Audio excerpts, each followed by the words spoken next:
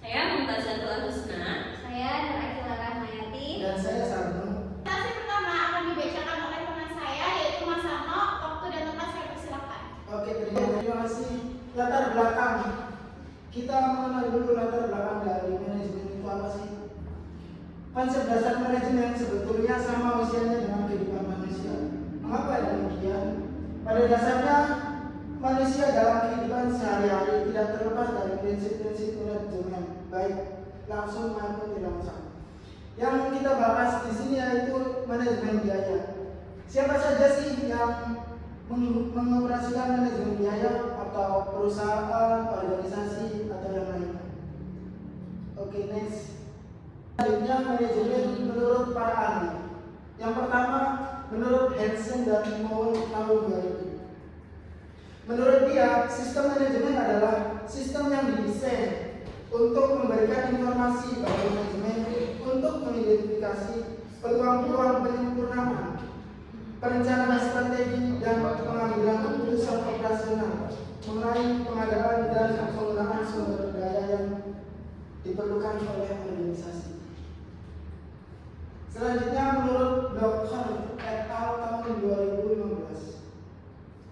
Menurut beliau, manajemen biaya ialah terpaku pada aturan keuangan, tetapi juga harus mengidentifikasi ukuran-ukuran lain yang menentukan kesuksesan perusahaan. Dan yang terakhir menurut Deden Mulyana tahun 2009. Menurut beliau, manajemen biaya merupakan suatu sistem didesain untuk menyediakan informasi baik bersifat keuangan, pendapatan atau biaya maupun non keuangan. Manajemen untuk identifikasi peluang-peluang penyempurnaan, perencanaan strategi dan pembuatan keputusan operasional mengenai pengadaan dan penggunaan sumber-sumber yang diperlukan oleh organisasi. Terima kasih. Materi selanjutnya yang akan diteruskan oleh Nadia Khairul Makri. Yaitu peranan manajemen biaya, yang mana peranan manajemen biaya adalah serangkaian proses yang bertujuan untuk merencanakan, mengendalikan dan menganalisis biaya yang terjadi dalam suatu organisasi yang memiliki tujuan utama untuk memaksimalkan nilai yang dihasilkan dari setiap rupiah yang dikeluarkan. Adapun peranan manajemen biaya ada empat fokus utama. Yang pertama yaitu fokus pada pengambilan keputusan, yang mana manajemen biaya berperan secara krusial dalam pengambilan keputusan yang strategis terhadap suatu perusahaan yang dapat dilakukan melalui analisis biaya yang mendalam yang dapat digunakan untuk mengevaluasi kelayakan proyek baru, memilih pemasok yang paling efisien dan menentukan harga jual yang optimal. Yang kedua yaitu fokus pada peningkatan efisiensi, yang mana hal ini dapat dilakukan untuk mengidentifikasi dan menghilangkan biaya-biaya yang tidak perlu seperti pemborosan bahan baku, waktu yang terbuang, yang mana perusahaan dapat mengurangi biaya produksi dan dapat meningkatkan profitabilitas. Yang ketiga yaitu fokus pada pengendalian biaya. Pada fokus pengendalian biaya ini, perusahaan dapat memantau melalui anggaran, analisis varian dan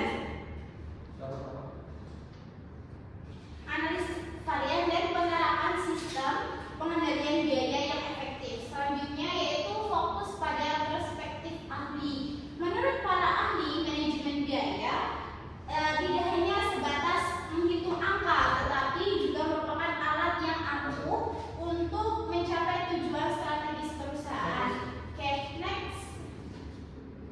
Di sini selanjutnya yaitu ada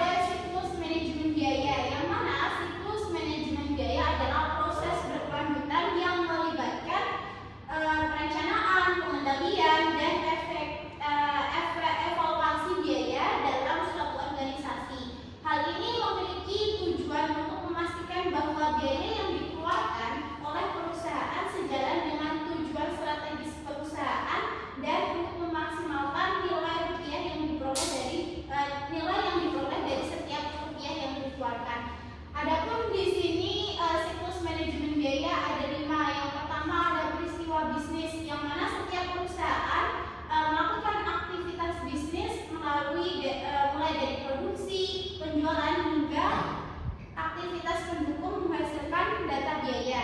Yang kedua yaitu berdasarkan data, yang mana data ini berupa kuantitas bahan baku yang digunakan jumlah tenaga kerja, biaya overhead dan lain-lain. Yang ketiga yaitu informasi, yang mana data mentah kemudian diolah menjadi informasi yang bermakna seperti biaya produksi per unit, biaya penjualan, biaya pelanggan dan biaya overhead per departemen. Yang keempat yaitu pengetahuan, yang mana informasi ini kemudian dianalisis untuk mendapatkan pemahaman yang ideal dalam tentang perilaku biaya. Analisis ini bisa melibatkan pembandingan dengan anggaran dan historis atau benchmark industri.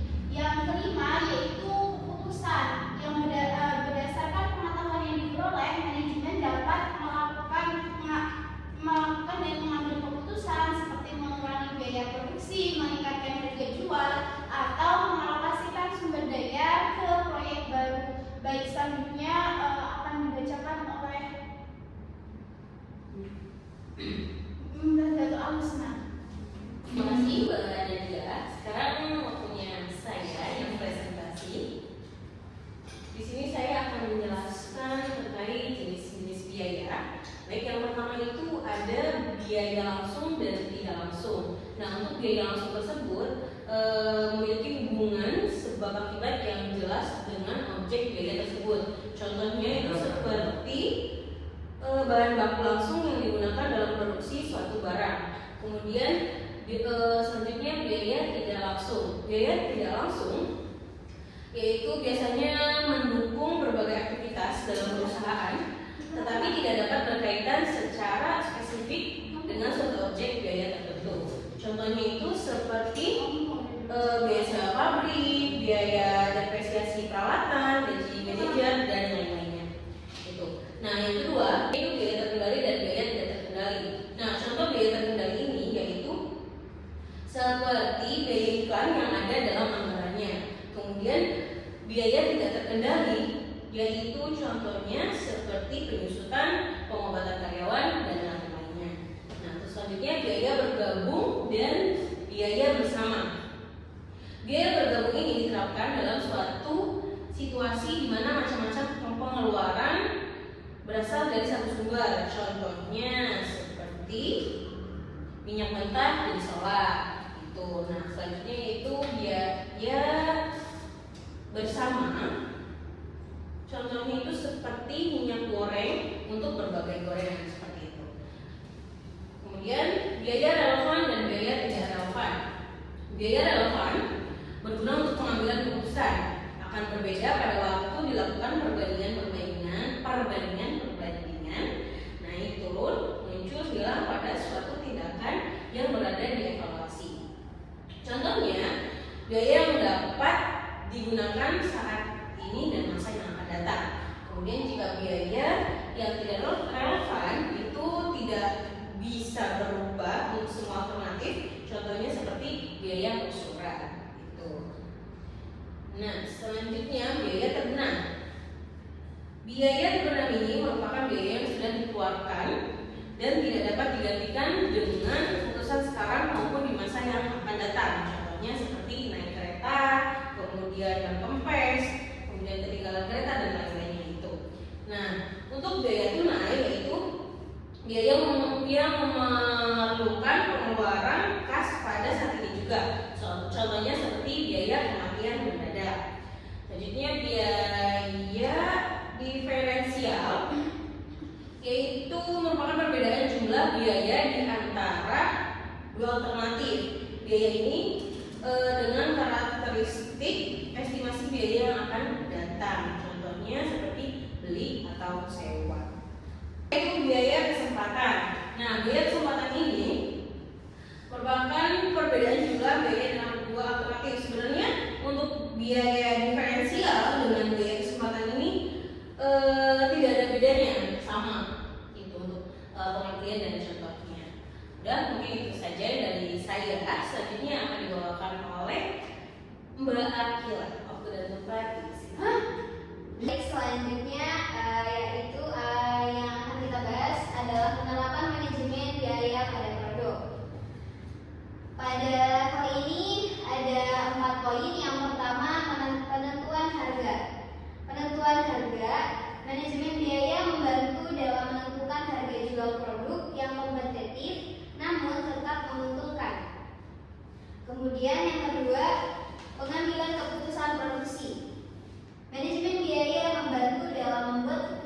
keputusan terkait produksi seperti memilih bahan baku, mengoptimalisasikan proses produksi. Kemudian yang ketiga, analisis profitabilitas produk, yaitu dengan menganalisis biaya yang terkait dengan setiap produk, perusahaan dapat mengidentifikasi produk yang paling menguntungkan. Dan yang terakhir, pengelolaan inventory. Pengelolaan inventory dalam hal ini manajemen biaya membantu dalam mengoptimalisasikan tingkat persediaan untuk meminimalisir biaya penyimpanan.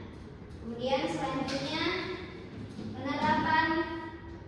penerapan biaya manajemen biaya pada jasa. Yang pertama, penentuan harga jasa. Penentuan harga jasa ini manajemen biaya berperan penting, seperti produk, namun ini berbeda dalam hal jasa. Manajemen biaya membantu dalam menentukan harga jasa yang kompetitif. Kemudian yang kedua, pengukuran produktivitas. Pengukuran produktivitas dalam hal ini manajemen biaya membantu dalam mengukur produktivitas tenaga kerja yang memberikan jasa. Kemudian yang ketiga, meningkatkan efisiensi proses. Dalam hal ini manajemen biaya berperan untuk menganalisis biaya yang terkait dengan setiap tahap dalam proses penyediaan jasa. Perusahaan dapat mengidentifikasi area yang perlu perbaikan untuk meningkatkan efisiensi. Dan yang terakhir, pengelolaan kapasitas. Dalam hal ini manajemen biaya membantu dalam mengoptimalisasikan penggunaan kapasitas untuk memaksimalkan pendapatan. Baik, itu saja. Selanjutnya akan dilanjut oleh Mas Restu. Oke, selanjutnya kita ke manfaat penerapan manajemen. Dengan mengendalikan biaya, kita dapat meningkatkan margin laba atau bisa disebut dengan peningkatan profitabilitas. Kemudian dengan mengambil atau menerima informasi yang lebih akurat, itu bisa dapat mengambil keputusan yang lebih baik. Kemudian dengan mengidentifikasi dan menghilangkan hal-hal yang tidak perlu atau bisa menambah kegiatan yang tidak produktif, itu bisa dapat menghasilkan efisiensi operasional. Kemudian yang ketiga,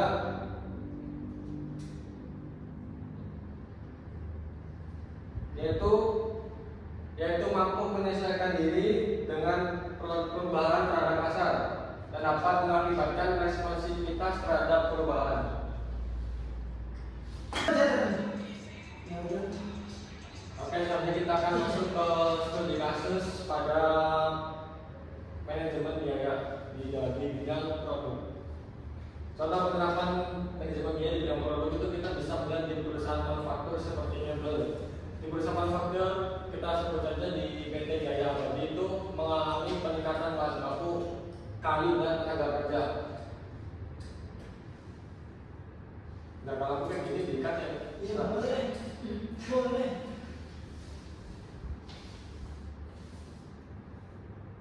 Selain itu, perusahaan juga mengalami penurunan profit margin dikarenakan persaingannya semakin ketat. Selain itu juga perusahaan PT Jaya Abadi juga memiliki beberapa masalah lainnya. Yang pertama itu harga bahan baku meningkat 20% per tahun. Kemudian proses produksi memiliki banyak limbah kayu yang tidak terpakai. Kemudian yang ketiga, kurangnya efisiensi tenaga kerja masih rendah dengan waktu produksi yang lama. Dari beberapa permasalahan tersebut, ada solusi atau pendekatan yang bisa kita berikan atau kita sarankan. Yang pertama itu target costing.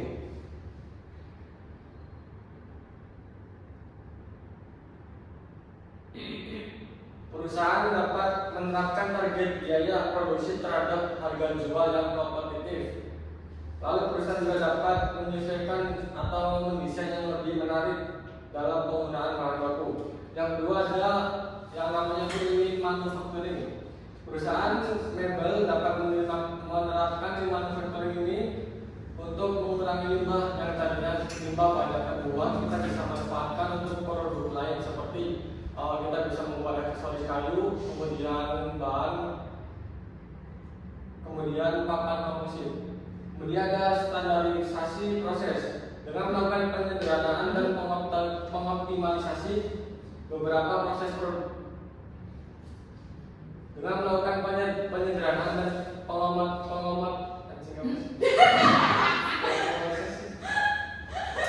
Bener, ini kamu belum masuk kesimpulan kan, Bu? belum. Ya udah sesuai kasus. Dan yang ketiga adalah standarisasi proses. Dengan melakukan penyederhanaan dan pengoptimalisasi beberapa proses produksi, perusahaan dapat mengurangi waktu kerja dan meningkatkan produktivitas karyawan. Dari beberapa pendekatan tersebut telah dilakukan, maka perusahaan berhasil mengurangi biaya produksi sebesar 12%. Selain itu, perusahaan juga dapat mengoptimalisasi penggunaan bahan baku dan meningkatkan profitabilitas tanpa menaikkan harga jual. Kemudian contoh yang kedua ada manajemen biaya dalam bidang jasa. Kita bahas dari kasus kedua di bidang jasa atau manajemen biaya dan bidang jasa. Contoh penerapan manajemen biaya di bidang jasa itu kita bisa dilihat di perusahaan logistik, di mana perusahaan logistik itu mengalami peningkatan pada biaya operasional, terutama di bahan bakar, kemudian di tenaga kerja dan pemeliharaan kendaraan, sehingga manajemen ingin mengidentifikasi bagaimana permasalahan tersebut bisa diatasi dan tanpa tidak mengurangi kualitas layanan. Selain itu ada beberapa masalah juga yang bisa kita identifikasi. Antara lainnya yang pertama itu biaya bahan bakar meningkat 15% selama 6 bulan. Dan yang kedua, waktu tempuh pengiriman kurang efisien terhadap rute yang normal. Yang ketiga, biaya perawatan kendaraan lebih tinggi dari rata-rata industri. Namun dari beberapa masalah tersebut, kita bisa melakukan pendekatan seperti yang pertama, activity based. Yang pertama, activity based costing atau bisa disebut ABC.